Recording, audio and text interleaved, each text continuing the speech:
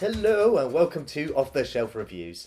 Wo Shi Sun Wukong. And I'm Gary. And today we're going to review and discuss Hard Boiled, which came out in 1992 from director John Woo. Ian, why don't you give us the synopsis? Well, the story follows Inspector Tequila, played by Chow Yun-fat, who is investigating some arms dealing going on between these two gangs. As his investigation deepens, he starts to cross paths with a local hitman called Alan, who turns out to be an undercover cop from the same department. As the two of them start to clash more and more over trying to bring the bad guys down, it accumulates into a massive, huge shootout in a hospital. I'm just going to admit it now that I am not the biggest John Woo fan. I was introduced to his work when he came over to Hollywood. Yeah. It was after Hard Boiled didn't really do too well in its home territory. Yeah. You know, John Woo had already established himself as this over-the-top action choreograph mixture of gun fu in his movies, and he was celebrated for it. But over time, his popularity started to wane in China. Yeah. But his popularity was rising in Hollywood. People were watching his films and going, oh, wow, this guy knows how to do a gun shootout. We need to bring him over here. And, of course, so I saw all of the films that he did when he got here, including Hard Target. I kind of like Van Damme, so I kind of enjoyed that one. Yeah. Then he went on to do Broken Arrow, which... like Christian Slayer. I like Christian Slayer. It's just an average film. And he went on to do Face Off. Yeah. I fucking hate that film. I love it. It's just so stupid. It's an over-bloated cartoon. And, Nicolas Cage.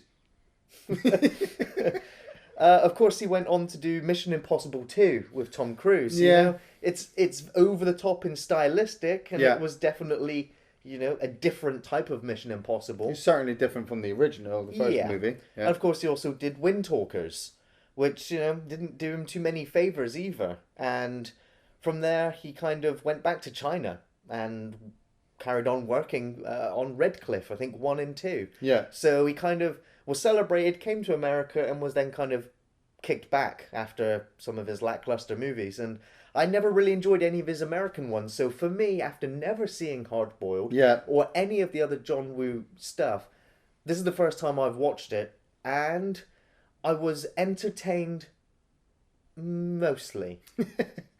See, now me, I got given a copy of Hard Boiled as I was going through my early stages of Asian cinema. Anything by Tartan Video, I was kind of eating up at the time, and I saw Hard Boiled, absolutely fucking loved it, thought it was absolutely amazing, and then went back and watched, his earlier movies, A Better Tomorrow 2, and The Killer. All three of those movies would have one thing in common, especially with Hard Boiled, and that is Chow Yun-fat. And if you've seen our Project A reviews and, any of our reviews of Asian cinema, I eat up all that fucking shit. And Chow Yun-fat, for me, goes up there with, Jackie Chan and Donnie Yen, and some of the other amazing Asian actors that we have. But for Chow Yun-fat, it's not martial arts base. It's gun martial arts base. I mean, one of the greatest movies ever done by Chow Yun-fat is Tiger on Beat from 1988. And literally, the film has a chainsaw fight between two guys. Two guys fight with fucking chainsaws. That's how cool that movie is. But with Hard Boiled, it was the build-up.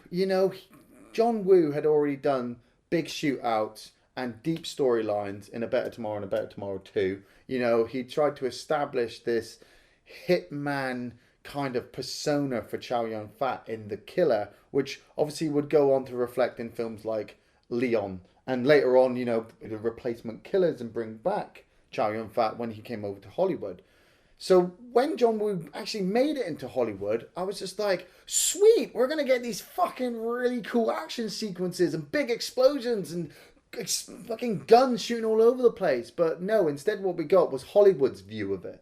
Hollywood basically went, actually, Mr. Wu, we've heard all that you can do and we've seen all you can do, but we don't want you to do that. We want you to do what we want you to do.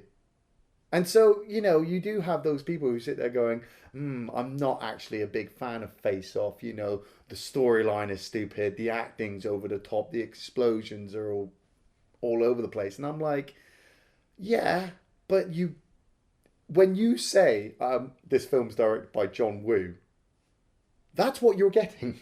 You're getting over the top acting, massive big explosions and over the top set pieces and action sets. And it all comes from Hard Boiled.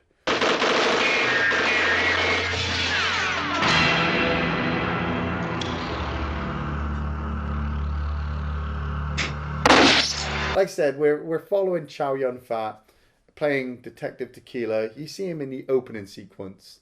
This guy drinks tequila a lot. Like, on the job. Like, just where normal people would drink tea and coffee, tequila drinks tequila. And likes to sit in a bar on his downtime playing a clarinet.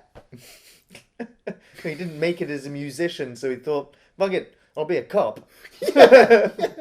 And I love that. There's that whole attitude, you know, because me and Gary were discussing this before we switched the cameras on, and we were discussing about cop movies, you know, that led up to this point, you know, what we actually really enjoy. And we brought up RoboCop, but we also brought up Lethal Weapon, you know, and yeah, I don't know about you, but I've always been a fan of that burnt out police officer living on the edge, you know. For me, what ties them all together is the jazz music. And John Woo wanted jazz music in some of his earlier films, yet he couldn't get the rights to it. But he finally got the rights to use jazz music he wanted in Hard Boiled. And when I was watching the film through and the jazz music came in, I was just like, wow, Lethal Weapon, you know? And then I was like, wow, you go all the way back to film noir, where you just have those jazz bars and the blues music. And it just really just cements Rundown Cop.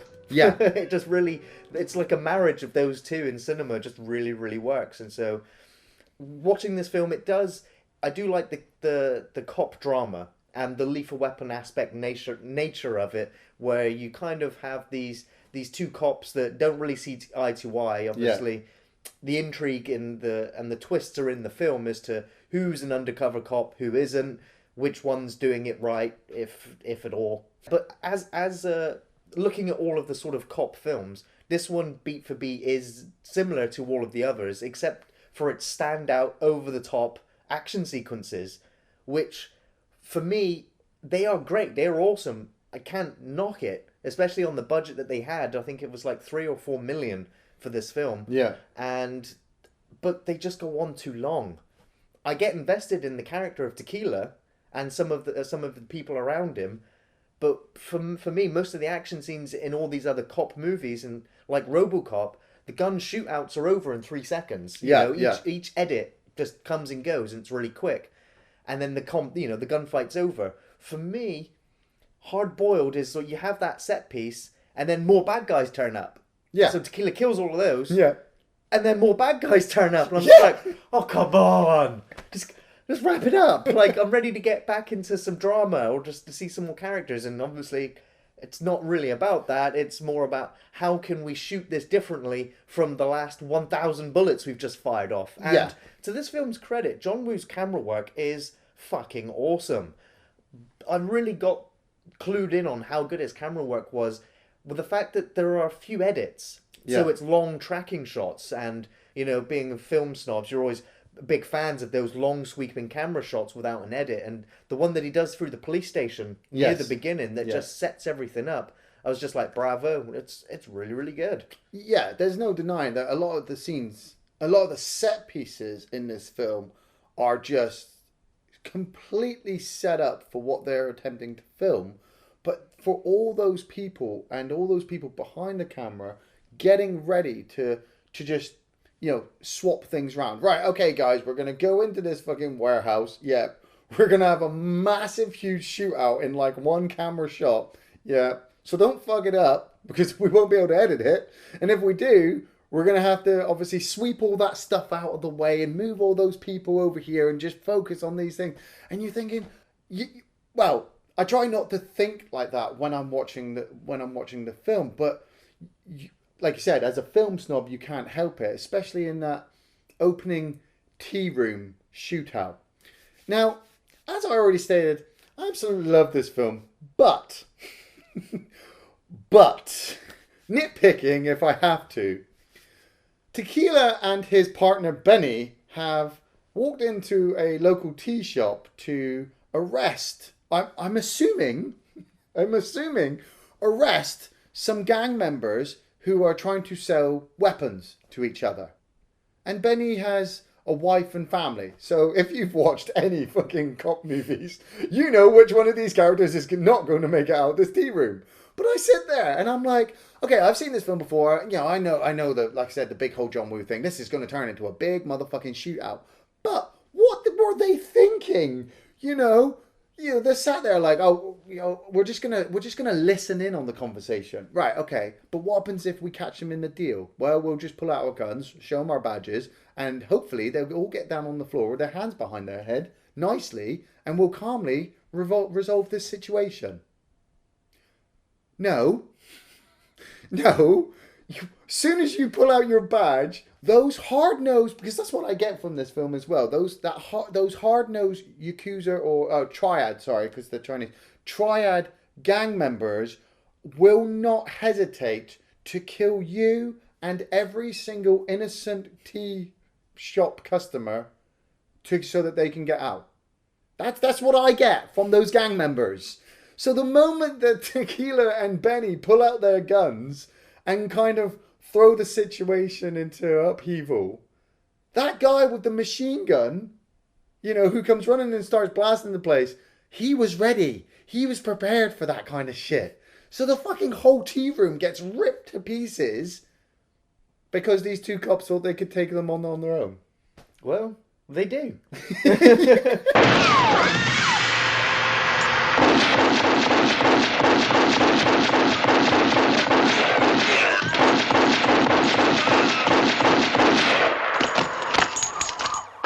And that's the point. It's just that all the bad guys in this film suffer near enough from stormtrooper syndrome. And they just stand there pointing their guns up in the air or shooting everything but Tequila and his partner. Because, that's kind of the spectacle of these gun shootouts is sparks flying, bullets ricocheting, birds flying everywhere, debris off the walls, off the tables, just stuff everywhere. And that is the spectacle of these gun shootouts. It's just the noise and the visuals just everywhere.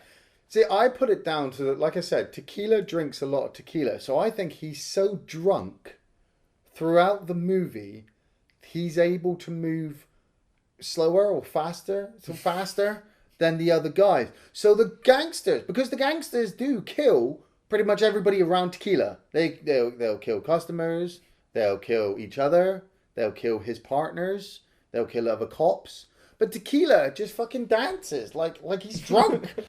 Ultimately, all joking aside, it does, for me, just look so stylish, so wonderfully done that it harkens on to films that would later come in the future. The biggest one is The Matrix, especially the original one. I won't go into the sequels, but the original Matrix, you had the same kind of things, but it was all slowed down to bullet time.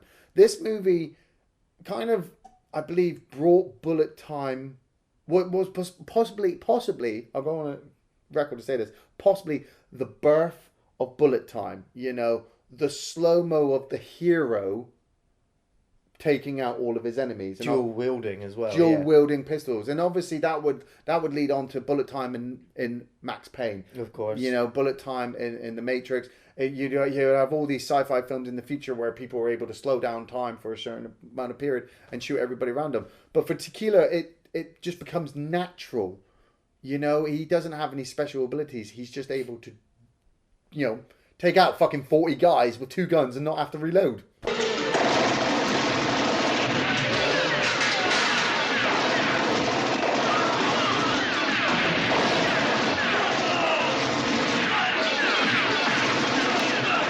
We then go to Alan, the hitman. Wow. I'm really impressed by this. I totally forgot about this opening with him just the rich suit, the fast car. And this has just come after Tequila has lost his partner, and I think it's the bartender, played by John Woo, who actually says to Tequila, look, life is hard, bad things happen, you can't have everything you want. And then you immediately cut to Alan, who appears to have everything he wants. He's got the money, the clothes, the fast car. And then you watch him walks into this library, drops a book in front of a guy, opens it, pulls out a silenced gun and shoots the guy in the face. And you're like, whoa. I'm assuming he's a hitman, because if that guy's got a late library book, that's a really harsh punishment. 海叔問你點解要出賣佢？朗哥啊，我真係冇出賣海叔㗎。即係有啦。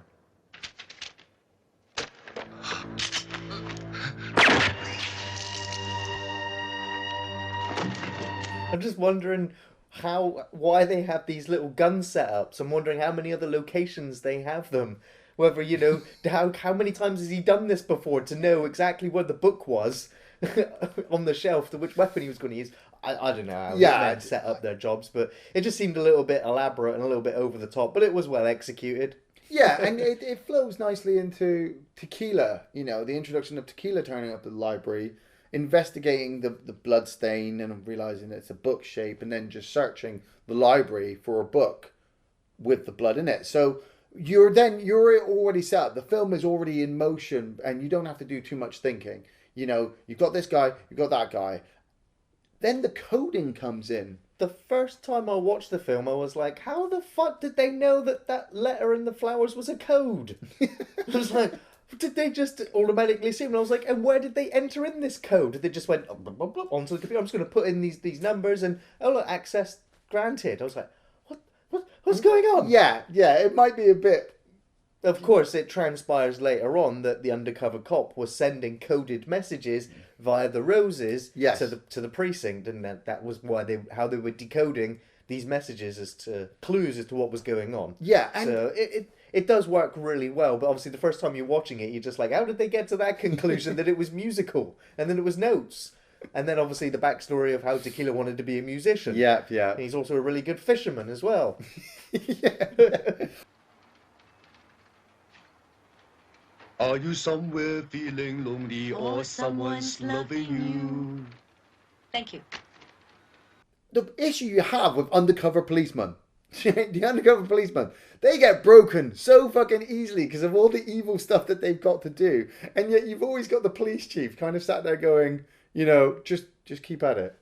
We'll sort you out. We're sorry you're in this position, but we will sort you out. And then the difficulty for the police chief, who then has to clash with characters like Tequila, because of all the shit that Tequila brings along. And the police chief, you can see in the police chief's face, like, I want to tell you this guy. I need to tell you, but I can't. Because it will put him at risk. And we will lose all this year's worth of work. So stop shooting everybody, Tequila.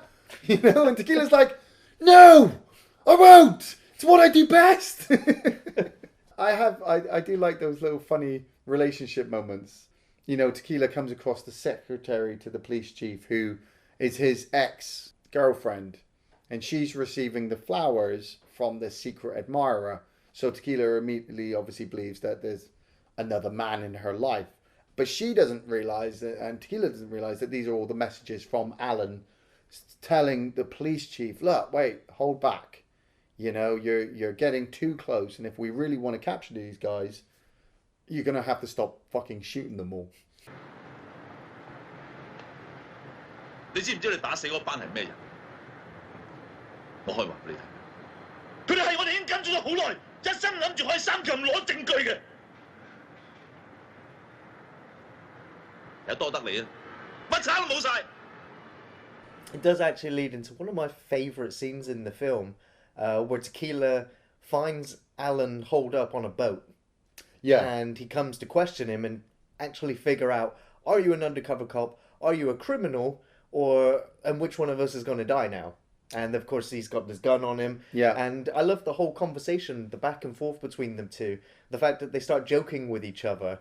They start talking about the crane the little paper cranes origami things that he's making. Yeah, and so I just like the fact that you're like, okay, maybe these two could be friends. Yes, and it's at this point in the film that he's betrayed by somebody who he betrayed. Yeah. And so there's a massive gun shootout, and the two of them have to work together for the rest of the film. And I really like that setup, and I really like the acting between the both. You can really see how charismatic Chow Yun-fat is on screen. Yes. When he's not shooting people to death. 我好怕去伙計啲葬禮，每一次有個同事香咗，我都會墳頭吹隻歌仔俾佢聽。我唔想下隻歌仔係吹俾你聽。Just before that, you had the raid sequence at the warehouse. Alan has been given a job by a local up-and-coming gang boss to take out the gang boss that Alan is already freelance working for. And it's quite an emotional scene, actually, because I believe that the up-and-coming gang boss's name is Johnny Wong. And he's trying to bring down Uncle Hoy, who Alan is obviously freelance working for. And there's a sequence where the gang comes in, they wipe out all of Uncle Hoy's gang members, and then lay a trap for him when Uncle Hoy turns up. And Uncle Hoy basically just says to Alan, I do not want anybody else to kill me except you, because I respect you. You know, the rest of these guys can all go suck a dick. And Alan shoots Uncle Hoy, and then he turns around, he's got those tears in his eyes, because he's built up this relationship with Uncle Hoy, and just, you know, they had a conversation at one point where he said to him, look, why don't you retire? Just retire and leave. Just get out of here. And Uncle Hoy's like, I've got responsibilities. I just can't give it up. And obviously we know in reality, this is how your life usually ends when you're the head of a crime family. You're either going to end up in prison or you're going to end up dead. So after he's killed Uncle Hoy, the last remnants of Uncle Hoy's gang members decide that they're going to kill Alan because they figured it out that Alan was obviously an undercover cop, the betrayer. But like you said, it leads up to that whole conversation with Chow Yun-fat, and Chow Yun-fat's just like, you know, what the fuck are we doing, basically? You know, we're in this situation, and then blah, blah, blah, blah, blah, blah, blah, blah. Yeah, interrupt the dialogue with another gun shootout sequence.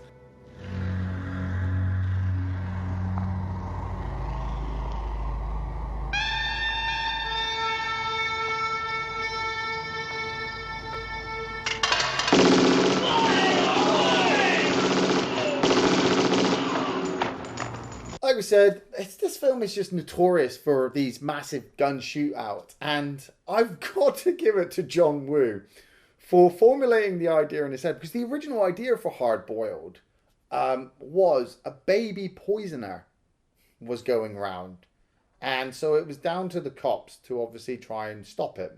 Now, they decided to abolish that idea because it had such a negative impact to the people that they were trying to sell the film to. Baby killers kind of comes across as a bit deranged and a bit, you know, untasteful, really. Yeah, especially when you look at the way that the film has been made out, where it's just two cops, the bad guys. It's so much more simplistic, and a lot of people can just get behind the heroes than having that nasty taste in your mouth of a baby poisoner. But at the same time, we do get extended sequences of babies in this hospital, which of course where the climax of the film is due to take place, and the extended rescuing of said babies. Yeah. So they didn't get removed from the script entirely. No, but I like I said, I got to give it to John Woo. He decided, you know, actually, I'm going to come up with this great plan. The main bad guy's armory is in the basement of this hospital. Who the fuck's going to look there? Seriously, you just wouldn't. So it's such an for 1992, I believe, it's such an original idea of where's the bad guy's hideout. It's in this hospital, right? We've got insurance policies because we can take all the patients hostage. You know, our security guards for the hospitals are actually working for the gang members, so nobody can leave, and we've got access to everything. We can lock it all down. So you've got this great setup. And then you've got these really great set pieces, because you've got the long winding corridors of the hospital. You've got the operating theatres. You've got all these windows and glass and tables that you can blow up. The baby sequences, I do enjoy because there's a risk factor. The gang members, He goes around putting cotton wool in all their ears. Yeah, because there's so much gunfire going off, you'd scare the children, and the children would give away your position. But it's the fact that the gang members, it shows that the gang members are merciless. They do not give a shit. Their message from their bosses, kill everybody. So the gang members are willing on killing cops, civilians, SWAT team members, and babies if they get the chance, because, well, that's my job. My boss has told me to do it. I'm going to fucking do it. No babies were harmed in the filming of this film, obviously.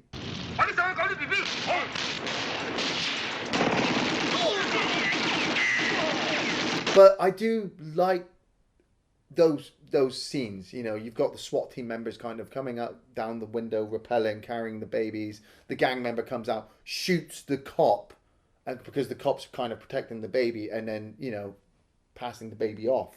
And you've still got 30 more to try and get out the window.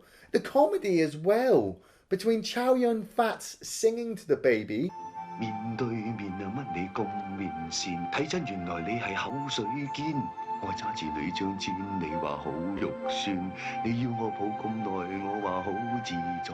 Or the baby peeing on his leg to put the fire out when he's trying to jump out the window.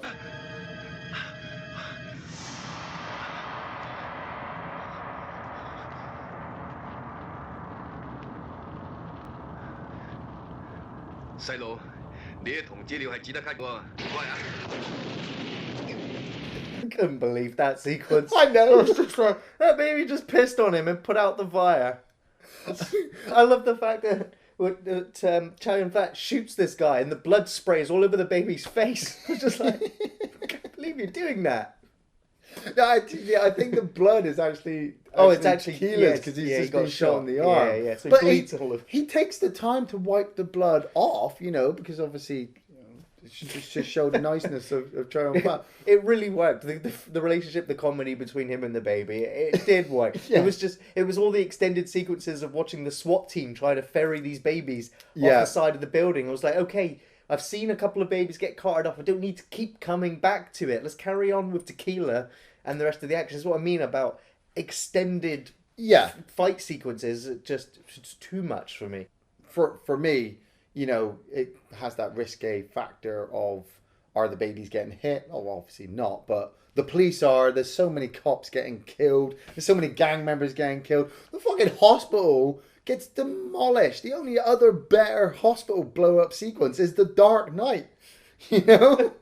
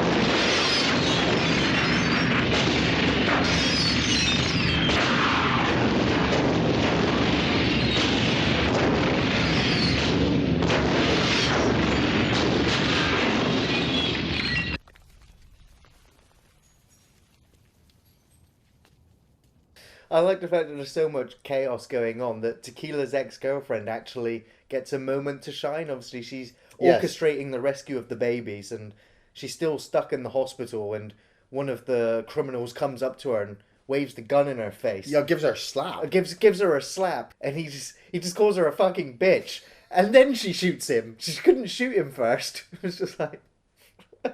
But I guess it was her moment to shine because, you know, everyone else has killed somebody in this film, so at least give her somebody to shoot as well. I think the final body count for Hard Boiled is 307. Yeah. Yeah. That's when you know you watched a really good action film, when 307 people are dead at the end of it. As a matter of fact, I've got quite a few memorable moments in Hard Boiled. There's a stunt where I only saw it the once, but it's in the warehouse sequence when the motorcycle part of the gang turn up. Yes. And, they're sliding around doing these elaborate shots. And there's one where the motorcycle guy rides right up into the back of a truck, I think it is, and takes this guy out. And I'm like, was that a real guy? Is that a stunt guy? I mean, we never even saw anybody come out of the back of that truck. I'm like, is the driver of that motorbike okay? No, the motorbike guy did get out because he comes out and he just starts blasting everybody else with 2 guns. And I'm just like... He does not give. That's I think who the character you're talking about is Mad Dog. He was a fucking Terminator in this film. He was hardcore. But his character arc was brilliant as well because he was aware of the fact that the people that he was working for are utter douchebags. Yeah. And so he was like, no, you don't kill women and children and disabled and people that are seeking medical attention in hospitals. You don't kill nurses and doctors and babies. And so he does turn on the crime leader and subsequently pays the price for that. Yeah. But yeah, he was an interesting character, and he was a great sort of henchman for Tequila and Alan to go against. Yes. One of my other memorable sequences was Tequila's entrance into the gun arena. Yeah. And it's through the roof after he drops all the smoke bombs down, and he just comes down on a zip rope. Of course, you played plenty of video games of Call of Duties and whatnot, and so you just... set piece is so recognizable as he just comes down with his machine gun and just blasts like 30 people before his feet hit the ground. It's just like, that was pretty fucking cool. But then, of course, in come more bad guys. Those bikers who come up, those bikers are like, I'm going to hit you with my bike. He's like, bang. And they fucking explode. And one guy goes up a ramp, like, the ramp. He's not going to see me coming up this ramp. Woo! And Tequila's like, fuck you, bam. And so after that explosive sort of warehouse raid sequence, my other memorable sequence is when Tequila and Alan first find each other and they've kind of been shooting at each other and they both get in each other's faces and they both got their guns to each other's heads and they both pull the trigger and it's click, click. And it was like, ooh, that was a good moment. It was kind of like the Russian roulette moment where they're both now out of ammo, finally. Yeah. So it was another memorable moment. Of course, Tequila's ex-girlfriend shooting that guy, the baby pissing on Tequila's leg to put out the fire, the baby sequence. Yeah, some very memorable moments in the film, without a doubt. Yeah, for me, the whole fucking film is awesome. From the opening tea room fucking shootout to the fucking hospital shootout. I could list all. It would be way too easy for me to just list all the shootout sequences as all my favorite scenes because they are just awesome. The way that they're filmed, the way the stuntmen work, the attention to detail with all the squibs and explosions, and just making stuff over the top so that you're not picking at everything. Oh, that guy didn't fall properly the way a shotgun should blast him. It's more like, oh, that guy fucking fell because he got blasted with a shotgun, But on the other hand, all the other little sequences I really like. Like you said, the conversations between Tequila and Alan, the first time they meet, the time they meet on the boat, the way they act to each other in the hospital, especially that sequence Alan's dressed in the security guard's outfit, and they walk into that room and they give the signal to all the police that are being held hostage to get down so that they can blast all the bad guys. I love the interaction between Alan and Uncle Hoy, all the way up to Alan having to shoot him to obviously prove his loyalty. The reaction to Alan's face, the way he's quite upset about it. If I took away all the gun shooting sequences, I would still really enjoy just all the interactions for all the actors, because I really felt like Alan was not enjoying what he was doing, but knew that it was a means to an end, that he wanted to do this to stop bad people, but he had to become one. Then on the other hand, you've got Tequila, who just wants to fucking blow everybody away. But once he meets Alan, realizes, oh, hold on a minute, I don't know who the bad guys are anymore. They could be undercover fucking cops.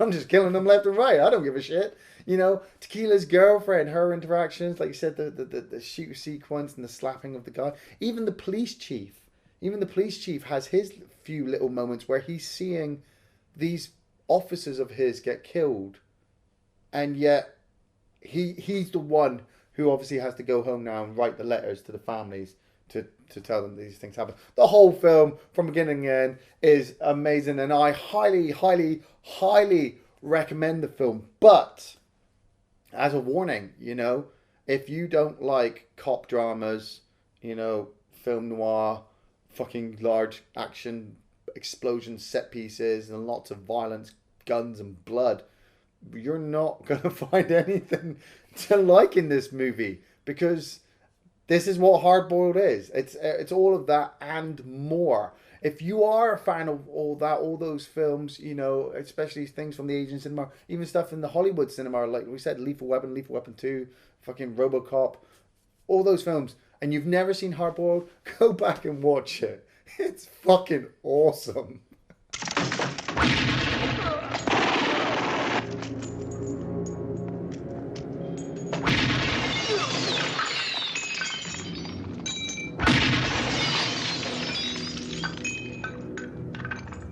Well, yeah, I mean, I watched all those other films and never saw Hard Boiled, and so yeah, I've now watched it, and it is great. It's in places fucking awesome, and it still is to this day. It's just not for me. Yeah. And so it's very hard for me to criticize it, because it is well respected and well loved by its fans. And it's easy to see why, watching the film and looking at these great set pieces. Chow Yun-fat is a fantastic actor in this film. It's just a shame that he doesn't have too much to work with, because it's more about shooting people than it is about his character. But the few snippets of his character that are in there, I really do like. Yeah. And I really like the scenes with him and Alan. I think John Woo is a fantastic action director. I love the fact that obviously he had this script and was, about ready to start production a week beforehand, and then he was like, no, I'm going to change everything because I don't like this. This isn't going to work. And yeah. The original screenwriter was there to help him rewrite it and unfortunately passed away.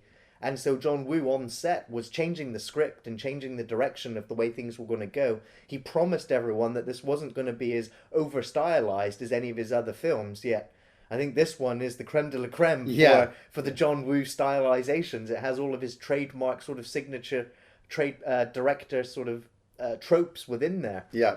I do recommend the film. Chow Yun-fat carries it all the way through. The action scenes are amazing, but they do go on longer than my attention span would hold out for. Yeah. My mind started wandering. I was just waiting to get to the next bit of story to move the plot forward. The climax of the film in the hospital is, again, it's great.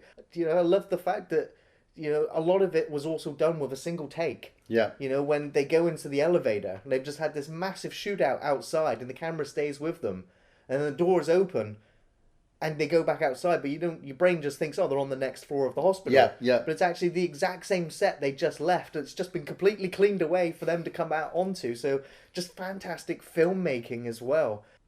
But the long running time of the film, the extended action sequences, for me, were detrimental to it. And so I'm kind of nitpicking. But if you haven't seen it, definitely check it out, because some of those sequences and some of those stunts will blow your mind. Yeah. And of course, it's ultra violent and gratuitous. So, yeah, you have to go and check out Hard Boiled.